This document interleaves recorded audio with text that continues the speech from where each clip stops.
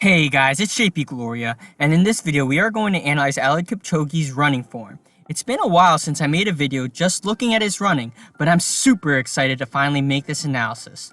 Let's take a closer look at his beautiful running form when he participated in the Breaking 2 project, where he technically ran the world's fastest marathon in a time of 2 hours and 25 seconds. Now, before I get into looking at specific parts of the body, I want to point out one of the most incredible things about Eliud Kipchoge, which is his ability to maintain form throughout almost the entire race at a crazy pace of around 4 minutes and 35 seconds per mile for over 2 hours. This takes so much mental focus and discipline to do. He did end up fatiguing toward the end of the race, as you can see by the decreased forward lean of the body, as well as beginning to show a lean more toward the right side, but still, what Kipchoge did was nothing short of amazing. As we do in most of these running analysis videos, we will start at the feet and we'll work our way up. As you can see, he presents with forefoot landing as the foot touches the ground. Landing this way allows for improved active push-off as well as a quicker foot turnover. This aids in his ability to maintain a relatively high cadence throughout the entire race at around and slightly above 180 steps per minute.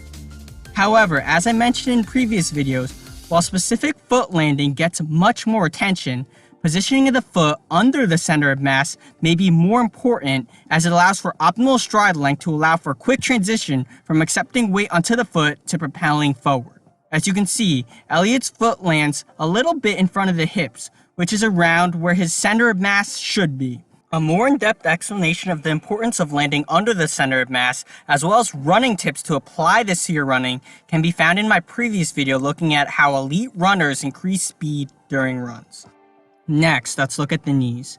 As I mentioned in my previous video that looked at Kipchoge's foot landing, his knees seem to stay slightly bent throughout the entire running cycle.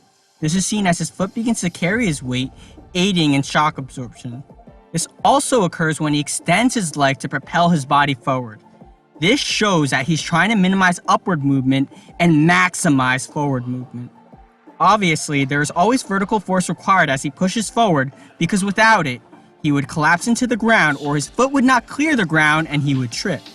However, he tries to give the precise amount of vertical force to prevent this to maximize efficiency as he runs.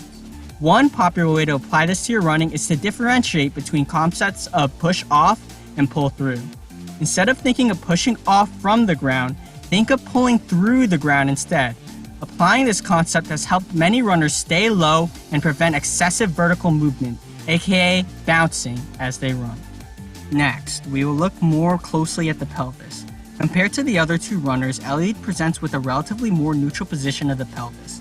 Checking out this runner, you can see he presents with more of what we call an anterior pelvic tilt, which is tilting of the pelvis forward. This decreases ability to utilize the elastic properties of the hip flexors and quads to aid in swinging the leg forward, as well as something that may be even more vital in this long distance race, which is ability to breathe. With an excessive anteriorly tilted pelvis, this usually causes people to breathe more from the chest and neck and not from the diaphragm, which is the main breathing muscle. Breathing through the diaphragm allows you to take deeper breaths for improved oxygen intake, which is vital since the marathon highly involves the aerobic energy system. To incorporate this into your running, first you need to understand how to take deep breaths through the diaphragm. You can start by lying down, like this, and putting your hands on your belly.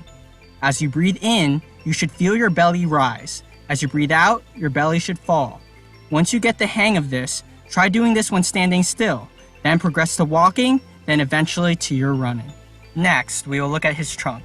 His trunk may seem bent forward, but actually his whole body is leaning forward.